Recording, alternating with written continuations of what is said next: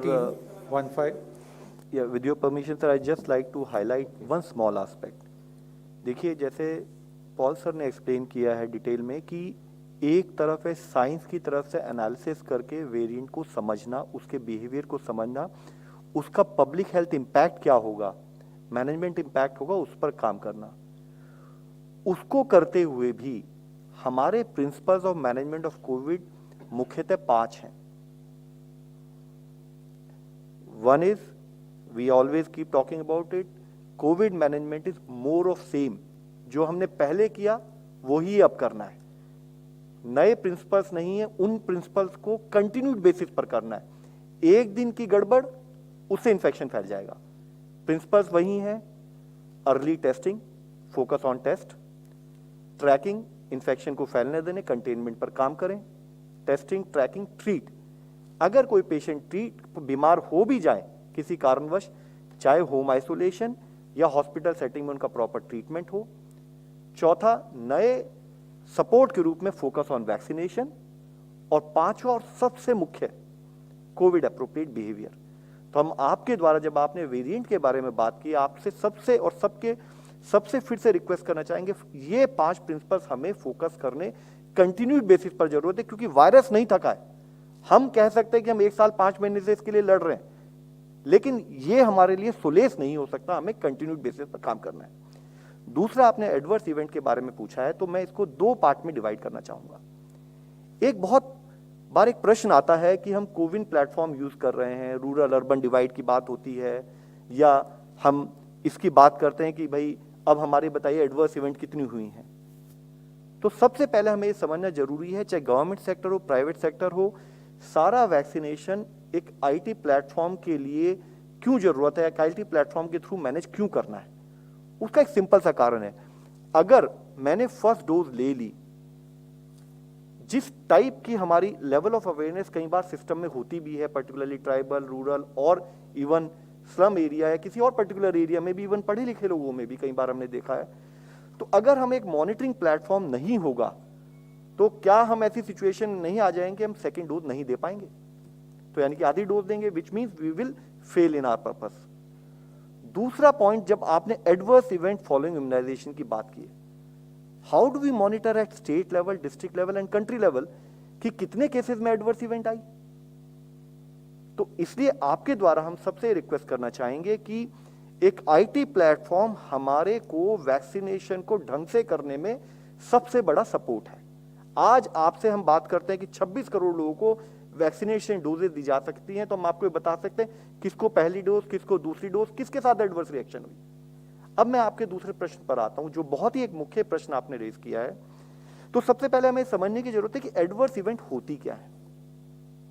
अगर मुझे वैक्सीन दी, हमारा गाइडलाइंस कहती है कि वैक्सीनेशन देने के बाद आप आधे घंटे वहां वेट कीजिए, और उसके अलावा भी आपको कोई एक पर्टिकुलर बीमारी या कोई दिक्कत महसूस होती है तो आप हमें रिपोर्ट कीजिए। तो एनी अनटूवर्ड मेडिकल अकरेंस जो इम्यूनाइजेशन के बाद हुई, और उसका रिलेशन उस इम्यूनाइजेशन से होना जरूरी नहीं है। मेरी कोई पुरानी कोमॉर्बिड कंडीशंस हो सकती हैं, वो किसी और कारण से प्रेसिपिटेट हो गई, मेरे कोई और इश्यूज हो सकते हैं, किसी भी कारण से हो सकती है। तो कोई भी एडवर्स इवेंट हो, उसको हम एडवर्स इवेंट फॉलोइंग इम्यूनाइजेशन के रूप में मानते हैं। जब वह रिपोर्ट होती है, उसके बाद उसकी कॉजेलिटी एनालिसिस की जाती है कि ये एडवर्स इवेंट क्या वैक्सीनेशन की वजह से हुई, या इसके पीछे कोई और कारण था, जिसमें उस पेशेंट का प्रोफाइल स्टडी किया जाता है, उसकी कोमॉर्बिड कंडीशंस और बाकी सारे पैरामीटर्स को, उसके कोई और डिसेबिलिटी थी या कोई और कारण था, उसको स्टडी किया जाता है। सारी एडवर्स इवेंट फॉलोइंग इम्यूनाइजेशन को 2 पार्ट में डिवाइड किया जाता है, is it A minor adverse event और इज इट ए सीवियर और सीरियस एडवर्स इवेंट। फिर उसको पूरे प्रोसेस को till the logical and monitor किया जाता है, डिस्ट्रिक्ट लेवल पर, इम्यूनाइजेशन ऑफिसर, स्टेट लेवल पर, और बाद में डिस्ट्रिक्ट और स्टेट के ऑफिशियल्स और नेशनल लेवल के ऑफिशियल उसमें कॉजेलिटी एनालिसिस करते हैं कि इसका कारण क्या था। तो इसके पूरे प्रोसेस हमें समझने हैं। तो यानी कि अगर हम ये कहते हैं कि एक एडवर्स इवेंट हुई, तो एडवर्स इवेंट वैक्सीनेशन की वजह से हुई, ये चीज, ये भ्रम हमें नहीं रखना है। इसी से लिंक्ड एक पॉजिटिव चीज हम आप लोगों की दृष्टि में फिर से लाना चाहेंगे कि जो देश ने हमारे वैक्सीनेशन अप्रूव किए हैं, जो वैक्सीन अप्रूव हुई हैं, उनका सेफ्टी पैरामीटर्स बहुत अच्छे हैं। डेटा ने ये हमारे सामने रखा है कि अब तक जब मैं आपके सामने जो डेटा लाना चाहूं, जब 23.5 करोड़ डोजेज दी जा चुकी थी देश में, तब adverse event following immunization leading to death is only 0.0002%. It is as low as 0.0002%. जिसको हमने कैलकुलेट करते हैं, तो जब इतने लोगों को हमने डोज दी तो 488 हुए। अब ये 488 deaths which are accounted for, they are not because of vaccination. They can be multiple factors.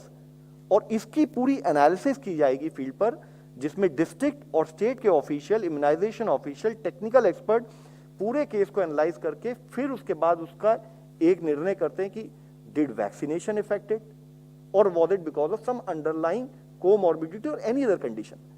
तो आपने ये प्रश्न पूछा, हम आपसे यही आपके द्वारा सबसे रिक्वेस्ट करना चाहेंगे कि सेफ्टी पैरामीटर्स पर देश की वैक्सीन काफी खरी उभरी हैं।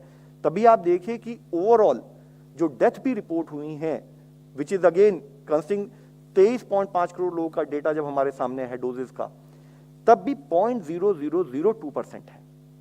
तो आपके द्वारा हम सबसे ये कहना चाहेंगे कि जो वैक्सीन हमारा एक वॉर का एक हमारा एक आर्मेमेंटेरियम है, जिसको हम यूज करना चाहते हैं, उसको जिसको भी जब उस प्रांत में वैक्सीनेशन सेंटर लगे तो वह वहां जाकर वैक्सीन लगवाए।